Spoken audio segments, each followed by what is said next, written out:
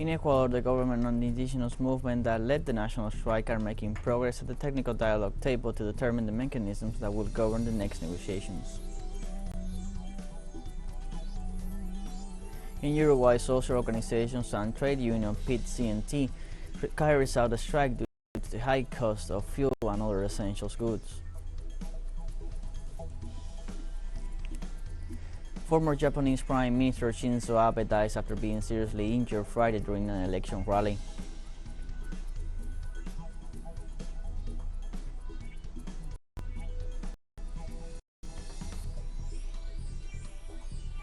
Hello, welcome to From the South. I'm Luis Alberto Matos from the TeleSUR studios in Havana, Cuba. We begin with the news. In Ecuador, the government and the indigenous movement that led the national strike are making progress at the technical dialogue table to determine the mechanisms that will govern the next negotiations. The Minister of Government, Francisco Jimenez, and the leaders of the social organizations remain at the headquarters of the Ecuadorian Episcopal Conference to discuss the points of the peace agreement signed to end the protests in the country. In the middle of the meeting, the delegations discussed the different issues concerning the roadmap and negotiations during 90 days established in the agreement. This pact will seek to respond to the decrees issued by the government, as well as the demands made by CONGO.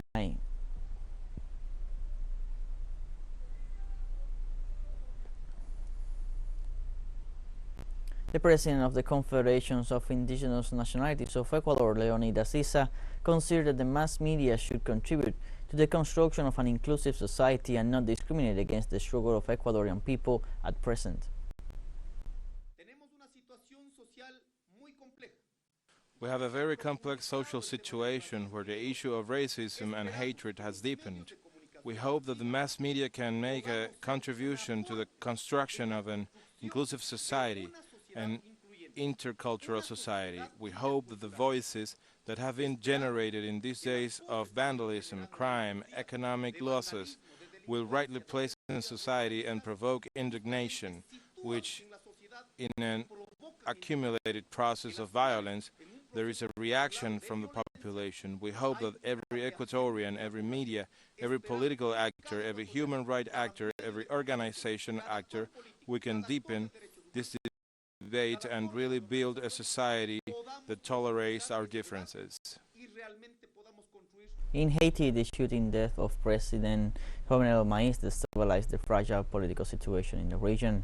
The assassination took place in the early hours of the morning at the presidential presidency in Pelerin, Port-au-Prince, a place guarded by the security forces of the presidency. A gang of armed mercenaries, some of Colombian nationality, gained access to the official residency and killed Moises with 12 shots in the attack. The First Lady Martine Moise was shot wounded and was flown by ambulance to Miami, United States. Her children were not physically affected by the attack. The Haitian government immediately closed the Port-au-Prince airport and declared a national mourning and state of siege, both for a period of 15 days.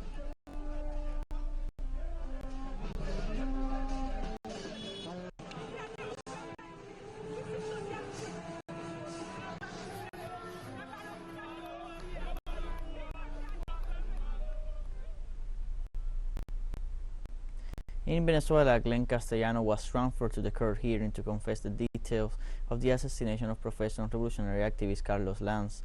Castellano was transferred from the body of criminal and criminalistic scientific investigations, in which he offered details of the criminal act. The crimes were attributed to him in a hearing of homicide for hire, association and simulation of a punishable act, and a review was made to verify if he was involved in another punishable act. The Attorney General, Tarek William Saab, pointed out that the subject must present before the judge of the case the structure of the criminal organization that executed the death by order of Lanz, indicating the participation of each one of the members in the abominable murder.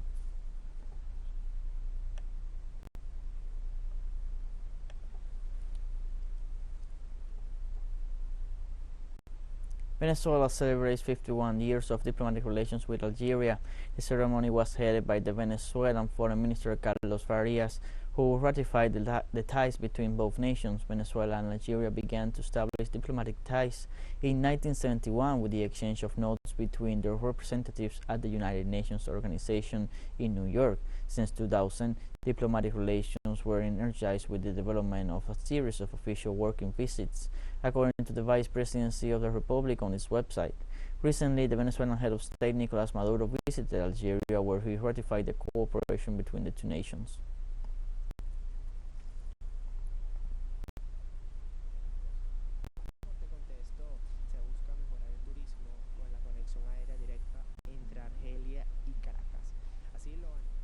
The United States authorized the export transactions of liquefied petroleum and gas with Venezuela until July 2023.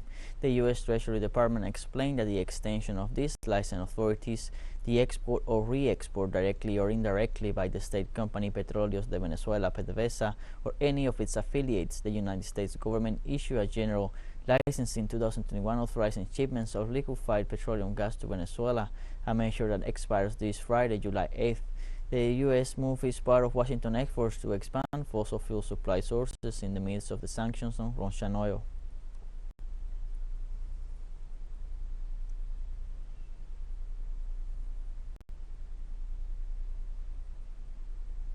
In Uruguay, social organizations and the trade union PIT-CNT carries out a strike due to the high cost of fuel and other essential goods.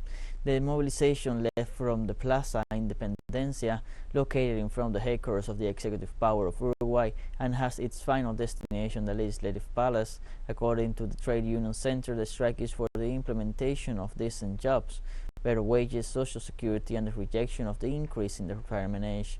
The president of the PIT-CNT, Marcelo Abdala, assures that during the last 2 months, the organization made a series of proposals addressed to President Luis Lacalle Pou, which were never attended to.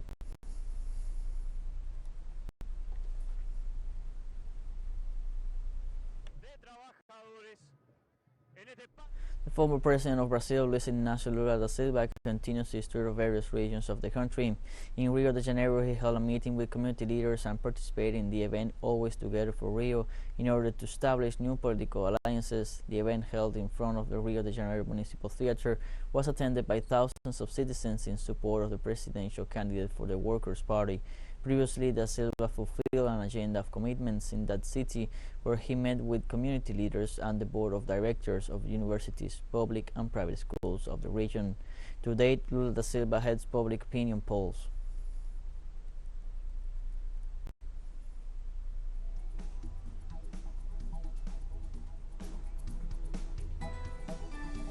We'll take a short break now. Join us again after this.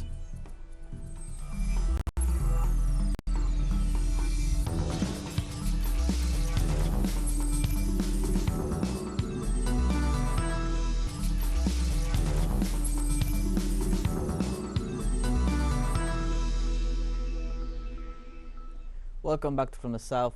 Russian Foreign Minister Sergei Lavrov participates in the meeting of foreign ministers of the member countries of the Group of 20 in Bali, Indonesia. This meeting, which will last until Friday in 2 sessions, precedes the summit of heads of state that G20 will hold between November 15th and 16th. The Russian ministry published on its website that in parallel to the meeting, Lavrov will hold bilateral talks with his counterparts from China and Turkey, Wang Yi and Mevlut Cavusoglu. Respectively, the statement also specifies that possible contacts are also being prepared with the heads of the sector in South Africa, Brazil, and Mexico, and that the head of Russian diplomacy will not meet on this occasion with the U.S. Secretary of State Antony Blinken, despite this being the first event in which they coincide since the meeting held on January 24th in Geneva.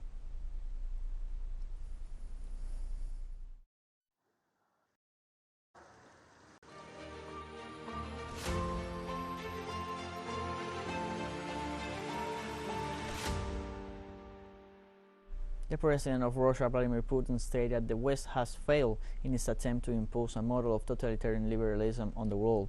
During a meeting with the leaders of the Duma factions in St. Petersburg, he declared that Washington failed to impose its world order and tried to create discord through its aggressive policy. The president pointed out that the U.S. government has supported terrorism, separatism, and despotism against the Russian people for decades. However, he assured that this hostile behavior through the imposition of sanctions does not prevent Moscow from ceasing to be an energetic and economic power.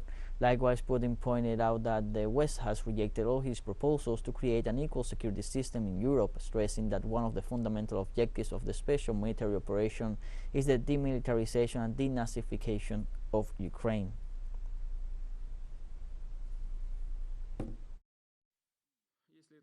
If the West wanted to provoke a conflict in order to move to a new stage in the fight against Russia, a new stage in the containment of our country, then we can say that it has succeeded in a certain way. Both the war has been unleashed and sanctions have been imposed. In normal circumstances, it would have been difficult to do. The course of history is inexorable, and attempts by this collective West to impose its new world order on the world, these attempts are doomed to fail. If the West wanted to provoke a conflict in order to move to a new... to assist the Donetsk and Lugansk population as part of its military operation in the region. A defense ministry spokesman said that since March 1st, 483 caravans of trucks were dispatched to the self-proclaimed People's Republics. The aid sent totals over 37 tons of food, medicine, bottled water, and construction materials for the repair of the damaged infrastructure. Let us remember that Moscow's objective is to denazify and demilitarize Ukraine.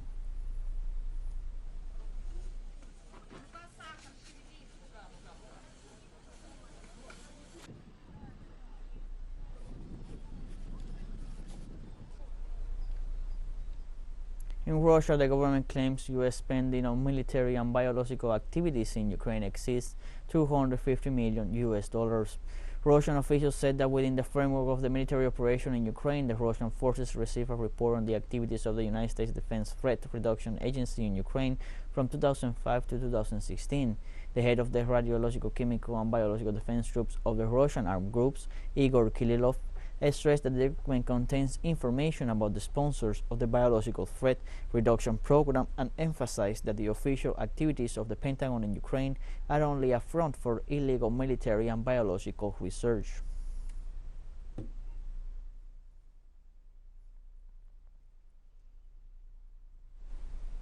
Poland's parliament voted to ratify Sweden and Finland's accession to the North Atlantic Treaty Organization as the U.S.-led defense alliance reassesses its capabilities. NATO kicked off accession procedures for Sweden and Finland, aiming to expand the military alliance to 32 countries in reaction to Russia's special military operation in Ukraine. The foreign ministers of Sweden and Finland, alongside NATO chief Jens Stoltenberg, qualified the occasion as historic. The two Nordic countries had long maintained non-alignment status, even though they have held exercises with NATO and have interoperable weapon systems. Stockholm and Helsinki announced intentions to join NATO in May, triggered by conflict in Ukraine.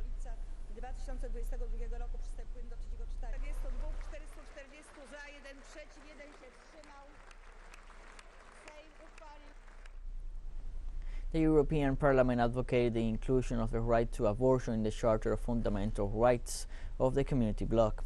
324 lawmakers approved the decision, while 155 lawmakers opposed the decision and 38 abstained.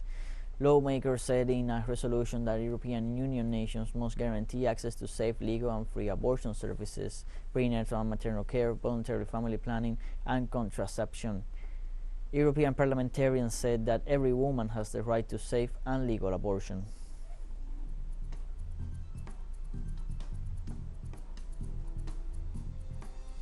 More news coming up after the final show break, so don't go away.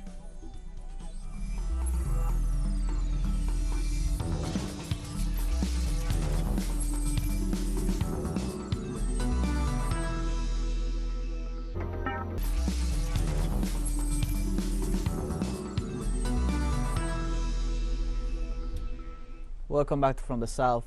Japan's former Prime Minister Shinzo Abe died on Friday after being critically wounded in a gun attack during a campaign event in the Nara region. The former Japanese leader was shot at least twice with a shotgun while making a campaign speech at an event ahead of the parliamentary elections. Abe, 67 years old, collapsed and was bleeding from the neck and was rushed by ambulance and then by helicopter in the late afternoon, local time. Sources in his party have reported that Abe had no vital signs after going into cardiorespiratory arrest. A man in his 40s was arrested and was in possession of firearm. World leaders and governments expressed their shock and sympathy to the family of the former prime minister. Abe was Japan's longest-serving prime minister with 2 terms in office from 2006-2007 and 2012-2020.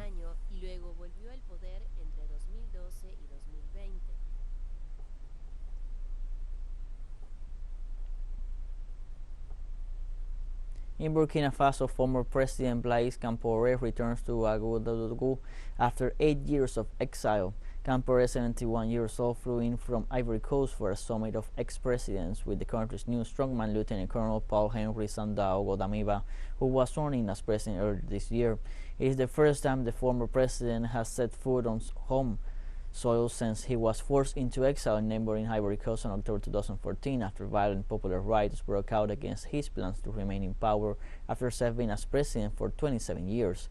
His return home is not a permanent one. He has been invited to stay for a few days by Damiba, the leader of a coup in January. Compaoré is due to take part in a meeting to accelerate national reconciliation in the face of attacks of rebel groups that have multiplied in recent months.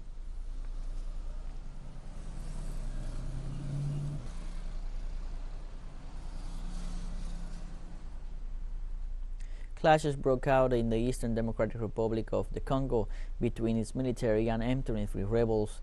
This comes a day after a bilateral agreement to de-escalate diplomatic tensions over the rebellion, a meeting held in Angola as guarantor of the agreement. New clashes on Thursday morning pitted the DRC armed forces against M23 rebels who seized a town in Rutshuru territory, Kanyabusororo. A FARDC commander accused the rebels of attacking the soldiers there, violating the ceasefire announced the day before, which the M23 denied, accusing the army of shooting it in return. The M23 for March 23rd movement is a former Tutsi-dominated rebellion that was defeated in 2013 and took up arms again late last year, blaming Kinshasa for not respecting agreements on the demobilization and reintegration of its fighters. Kinshasa accuses Kigali of supporting this rebellion, which Rwanda disputes.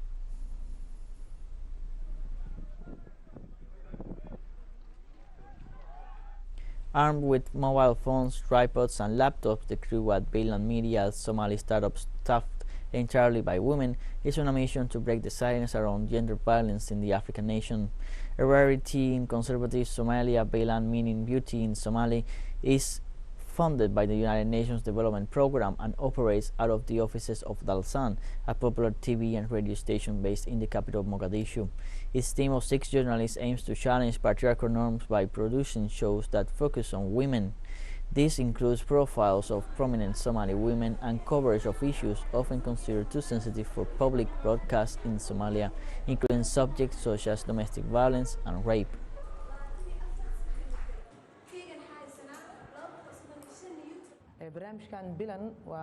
At Baylan Media, we focus on stories that are crucial for the Somali communities we live in. They are stories of things our people see as normal, but these are things that are not investigated properly. If it were to be investigated and broadcasted, then we might find solutions for the future. Mahamat Saleh Anadif, the United Nations Special Representative for West Africa and the Sahel, said the 2023 presidential election in Nigeria should be held in good conditions and praised the credibility of its electoral commission. Nigeria has 2 extremely important elements: credibility of the Electoral Commission and confidence in the judicial institutions, which is not the case in all African countries.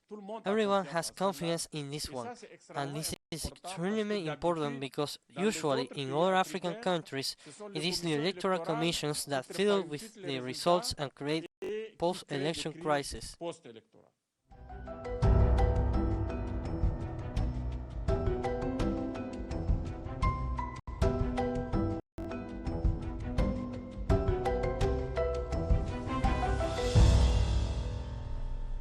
In Ecuador, at least 2 people have lost their lives and 13 provinces have been affected by the rains that are hitting the country. According to authorities, after 2 days of rains in sectors of the highlands and the Amazon, the first fatality had been identified, an elderly man who died in a landslide in Paute, province of Azuay, while the second victim was a minor who died in the province of Cañar. Meanwhile, authorities warned that 43 dangerous events were identified within the 13 provinces. The teams of the Department of Risk Management are on the scene carrying out cleanup work.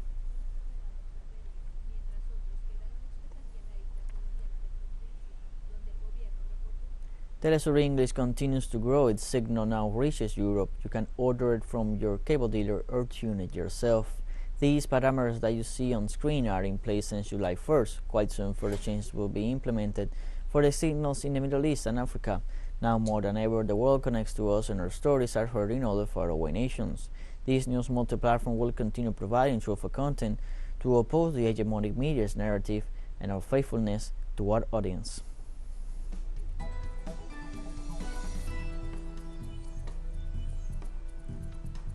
We have come to the end of this news brief. Remember, you can find these and many other stories on our website at telesurenglish.net. You can also join us on social media, Facebook, Twitter, Instagram, and Telegram. For TeleSUR English, I'm Luis Alberto Matos. Thank you for watching.